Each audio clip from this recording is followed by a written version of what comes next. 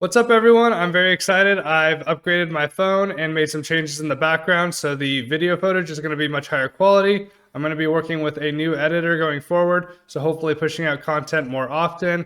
And I'm hoping that all these changes are going to make it so that the content is much higher quality in general. So I'm very excited for the future.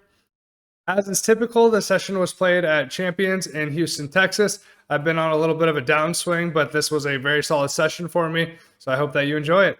In the first hand of the session, Michael opens up from under the gun to $15. I look down at Queen 10 of Hearts in early position. Generally not going to be 3-betting too often versus the under the gun range, as it should be quite a bit stronger. So I elect to call with this very playable hand. Richard calls in the hijack and PLO Tony calls in the cutoff. And we go 4 ways to the flop with the pot at $70.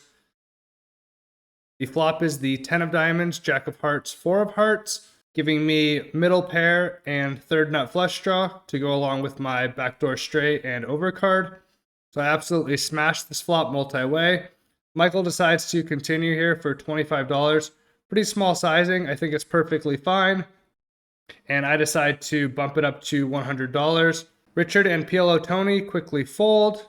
Michael thinks for a little bit and makes the call. I would expect him to continue here with a lot of his 10x, Jack X. Obviously, any stronger pairs is going to have some weaker flush draws and some hands like Ace King, Ace Queen, King Queen, which are overs and a straight draw. We go heads up to the turn with the pot at $295. The turn is the 5 of hearts, giving me the flush. Michael checks, and I continue here for $200. To my surprise, Michael thinks for a little bit and decides to min raise, clicking it back to $400. I'm obviously thrilled with this turn card in general, as I've made a very strong flush, but it's definitely possible that Michael has the ace high or king high flush. You could also have a hand like ace king, ace queen, or king queen with the heart here. I don't think he has too many other single heart combos. Regardless, versus this size, I think I have a mandatory continue. Due to the stack to pot ratio being relatively small, I decide to call. We go to the river with the pot at $1,095. The river is the 10 of clubs, pairing the board. Not thrilled to see the board pair, as Michael could have some pocket 10 combo, something like Jack 10, 4s, or 5s, in addition to his stronger flushes. But I have a pretty strong flush still, and having the 10 of hearts is pretty important here, as I do block some of those full house combos. Michael goes all in for his remaining 325, and I don't think I really have too many options here with the stack to pot ratio being so small.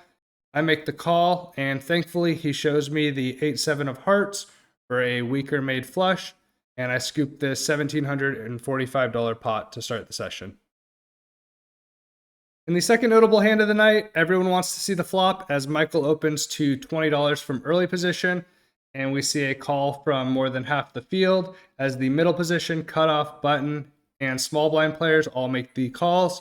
I look down at pocket 5s in the big blind, and I think I have a pretty easy call here, getting an amazing price to see one of the final 2 5s in the deck and make a set. We go 6 ways to the flop with the pot at $120. And the flop is the Jack of spades, 5 of spades, 4 of clubs, giving me that set I was hoping for. And even better, it is a very wet board, lots of flush draws, lots of straight draws here. So I'm hoping to get all the money in. Matt and I check, and Mike decides to continue here for $60 into the field. Richard makes the call, and Outlaw makes the call on the button. Because the board is so wet and there are so many draws here, I definitely want to put more money in now. Generally, I don't want to go to the turn with 4 players, as that just means that there's more cards that can be bad for my hand. I decide to raise it pretty large and bump it up to $300. Mike thinks for a little bit, makes the call. I expect Mike to be continuing here with most of his flush draws and straight draws, but I think most of his range is going to consist of stronger pocket pairs and Jack X. Both Richard and Outlaw make the folds, and we go heads up to the turn with the pot at $840.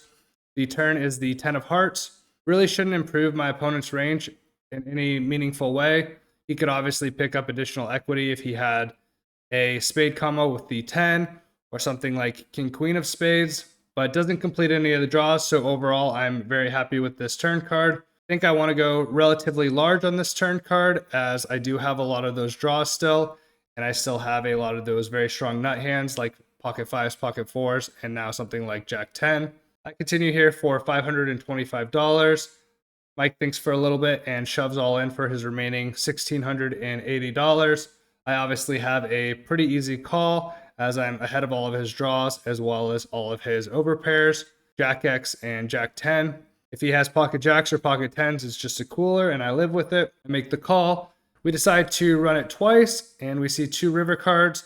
The first river is the Queen of Diamonds, and the second river is the Ace of Spades. I show my set of fives, and he shows pocket kings, so he did have that overpair and was drawing to two outs. Thankfully, neither of them come in, and I scoop this $4,200 pot. In this hand, Outlaw opens from under the gun to $20. I look down at pocket kings in middle position, and I 3-bet to $70. Second best hand in poker, definitely trying to put a ton more money in here. Both Outlaw and myself are super deep, so I decide to go slightly larger. He makes the call, and we go to the flop with the pot at $150. The flop is the 8 of spades, 7 of spades, Queen of hearts. Pretty wet board overall. I think my opponent's going to connect here pretty often. He has a lot of Queen X combos. He's going to have hands like Jacks, 10s, 9s that want to continue here, as well as hands like 10-9 and flush draws. Because of that, I think I do want to continue here pretty frequently, although my hand definitely can play either a check or a bet. Against Outlaw, I decide to continue here for $50, betting about third pot. He makes the call, and we go to the turn with the pot at $250. The turn is the Ace of Clubs. Not my favorite turn card in the deck. I think that I'm generally still going to be ahead of my opponent. He definitely could have a hand like the Ace X of Spades or something like Ace Queen, but I think most of his range is going to consist of Queen X, spade draws, and weaker pocket pairs. I think that my hand is strong enough to continue barreling here, but I elect to check back, as I don't think I'm necessarily going to get 3 streets of value versus his Queen X and weaker pairs. We go to the river, which is the 6 of hearts. Overall, going to be a pretty good river card for me. 9-10 comes in, but I do think my opponent is going to be raising that at some frequency on the flop. When my opponent checks here, I think I have a pretty clear value bet, and I continue for $150, trying to really gain value from those Queen X combos and some of those weaker pairs.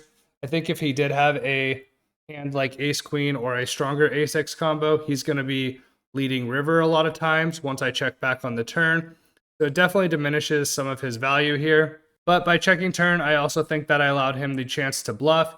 He obviously doesn't take that line, and so I'm trying to get as much value as I can. Unfortunately, after tanking for a little bit, he folds. He says that he had pocket jacks, which I think is completely reasonable. I'm just hoping that I could have gained a little bit more value from that hand, but I think I did everything possible to possibly get a call from pocket jacks. Unfortunately, it didn't work out this time. In this hand, Richard limps from middle position, and it folds around to me in the big blind. I look down at King 10 offsuit and bump it up to $35.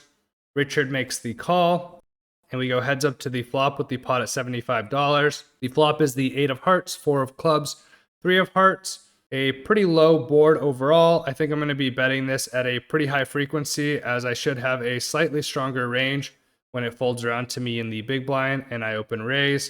I'm going to have a lot of the overpairs here that Richard doesn't have. I do think that my specific hand can go either way, but I decide to continue here for $55. Richard makes the call. I expect Richard to be continuing here with all of his flush draws, and he's going to have hands like weaker pocket pairs like 7s, 6s, and 5s. We go to the turn with the pot at $185. The turn is the 3 of diamonds. Overall, pretty good card for me. I think Richard can definitely have something like Ace-3 suited, but I don't expect him to have any of the weaker 3x combos that he limps from middle position. I think that it's a card that I'm going to be barreling at a very high frequency, which I decide to do for $135. Definitely want to keep barreling with some of these somewhat disconnected Broadway cards. Obviously, don't love having the heart here, but I think it's fine to barrel here sometimes with the 10 of hearts, as opposed to the King of Hearts, which is blocking more of his possible flush draws that I can get folds from on the turn or the river. Richard continues here again with a call. I do think that Richard is going to continue to have a lot of those pocket pairs, as well as some of those ace high combos. I think a lot of his ace high combos are going to be folding on turn, but if he did limp something like ace queen, I think he's going to continue again. He also has some of the flush draws that I think he's going to continue with, both of which I'm going to try to push off on the river, depending on what the river card is. We go to the river with the pot at $455. The river is the ace of diamonds. I think that my hand does give up a lot, but I think that this specific river is one of the rivers that I am going to barrel at a higher frequency. I think it makes sense that I have some of the ace X combos that are stronger, like ace king, ace queen, ace jack. I also have hands like ace 5 and ace deuce that had a gut shot on the flop/turn. All of these can go for value on the river and apply pressure to his pocket pairs. I think I'm going to get folds from all of his weaker flushes, although I'm probably beating a good number of those, as well as getting folds from some of his pocket pairs. I really want to apply a lot of pressure, so I elect to go pretty big here, sizing it up to 375. Unfortunately, Richard quickly makes the call. He was not going to be folding, even with a bad river card here, as he shows pocket fives and scoops this $1,200 pot. In this hand, I decide to open up just a little bit wide and open up king 3 of hearts from middle position to $20. Mike makes the call in the cutoff, PLO Tony makes the call in the small blind, and Matt makes the call in the big blind. We go 4 ways to the flop with the pot at $80. The flop is the absolutely gorgeous 7 of hearts, 6 of hearts, 4 of spades, giving me the second nut flush draw and the gut shot to the straight. It checks to me and I continue here for $25. Generally just going to be using pretty small sizes on these boards multi-way. Mike raises it up to $75, representing something like an overpair, a set, a straight draw, or a flush draw. PLO Tony makes the fold, and Matt also calls from behind. I think Matt is mostly going to have flush draws here and hands like pocket fives, possibly something like pocket eights. I think if he had a set, he would probably be re-raising here or something like 2 pair. And with him being in the big blind, I think a lot of his range consists of these pair plus draw style of hands. My specific hand is pretty strong here. Obviously, I have the additional equity with the 5 coming in to give me a straight. But I think that these specific flush draws that are very strong with a lower kicker definitely want to be playing a re-raise at some frequency. I'm unblocking a lot of the hands that are going to be folding, as well as unblocking a lot of the flush draw combos that are weaker than my king X, so I have a better chance to have flush over flush if it comes in. So I elect to re-raise it to $350. Mike thinks for a little bit and makes the fold, and so does Matt. I think that re-raising here really applies a lot of pressure on some of those weaker flush draws that still have equity, as well as all those straight draws. I think it's really hard for Mike and Matt to continue with a lot of their weaker pairs, even if they do have additional equity. And overall, this aggressive play works out really well as I take down this pot. In this hand, Chris limps under the gun, and I open up king 9 of clubs from early position to $25. PLO Tony makes the call in the cutoff, and Chris decides to overcall after limping. Unfortunately, as players are folding in this hand, the 8 of clubs is exposed, which somewhat ruins my flush aspirations. We go 3 ways to the flop with the pot at $85, and the flop is still a good one, with the ace of clubs, 4 of spades, 2 of clubs, giving me the nut flush draw. Really wishing that 8 of clubs was still in the deck, but what can you do? Chris checks, and I decide to continue here for $25. I think this is a board I'm still going to be betting at a pretty high frequency. And although one of my clubs is now missing from the deck, I still want to continue here with some of my club draws, as I don't really have too many other draws. And the nut flush draw makes a ton of sense. PLO Tony makes the call in the cutoff, and Chris folds. We go to the turn with the pot at $135, and the turn is the 7 of hearts. Overall, I'm going to be continuing here very often with my stronger hands. I want to be using massive sizes, as my range still contains the nut advantage. I have all of the stronger ace-X combos that PLO Tony does not have in his range, as he would have 3-bet pre-flop. I decide to continue here with an overbet, betting $200. PLO Tony quickly makes the call. When he quickly makes this call, I expect his range to primarily be consisting of ace-x combos. I think it's possible that he does have a weaker flush than me, but I think that it's unlikely as one of the clubs was folded and my hand contains two of them. I'm planning on shutting down on a lot of rivers as I do expect to get looked up by the top pair. We go to the river with the pot at $535. Fortunately for me, the river is the 7 of clubs, giving me the nut flush. Although this river pairs the board, I think it's very unlikely that PLO Tony has a full house here. The board pair became runner-runner on the turn in the river, and if he had something like ace-7, pocket fours, or pocket deuces, I would have expected him to be raising at a very high frequency on the flop or the turn. His quicker call on the turn also indicates that he has a medium strength hand, most likely, possibly a somewhat stronger ace-x combo, but I think he would have thought about it a little bit if he did have a set or two pair. Because of that, I think that my hand still warrants a overbet for value, and I decide to bet $750, really trying to gain value from all of his ace-x combos. In addition, I think it makes a lot of sense to go large here as the 8 of clubs was exposed, making it less likely that I do have a flush. Tony quickly makes the call. I show my nut flush. He says I'm good, and I scoop this 2K pot. In the final hand of the night, Richard limps from early position. Headphones opens it up from middle position to $30 with his shorter stack. I look down at an absolute monster on the button with pocket kings. With headphones being a little bit shorter here and Richard already investing some money in the pot, I think it makes sense to 3-bet. I make it $100, and surprisingly, Richard decides to call behind me.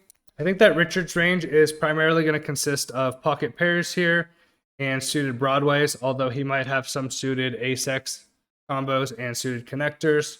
He definitely has a pretty strong range here, though, when he limps and cold calls a 3-bet. Headphones thinks for a little bit and decides to shove all in for his remaining $705. And I think that I have a pretty interesting decision here with pocket kings. I can decide to flat, just calling the $705, incentivizing Richard to continue with a call, or I can try to gain a little bit of protection and decide to 5-bet my hand. I think that specifically hands like pocket aces and pocket kings do want to be mixing here, sometimes re-raising, but sometimes just flatting. I think that call makes a lot of sense with some of these stronger pocket pairs, as there's many less hands that I'm trying to protect against, as I have an overpair to the board most of the time. And I think that being in position and with Richard and I being so deep with 3K effective, I think it makes a little bit more sense to call here at some frequency as well. I decide to call the $705. Richard tanks for a little bit, and ultimately he does make the fold. Headphones shows the ace queen of spades. I show pocket kings, and we go to a run out, which is the jack of clubs, 5 of hearts, 3 of spades, 5 of clubs, 4 of diamonds. Very clean run out overall, and I scoop this $1,500 pot. Apparently I get pretty lucky, as Richard says that he did limp and cold call the 3-bet with pocket jacks. So if he did decide to overcall the $705 all in, I probably would have lost 3K to him. Fortunately, it worked out very well for me, and I scoop a pretty sizable pot to end the session. Thankfully, this was one of the better sessions that I've had in a while. I profited about 5K, and hopefully this is the start of pushing out of that downswing that I've been on. I appreciate you guys watching. Please like, subscribe, and comment, and I'll see you guys again soon.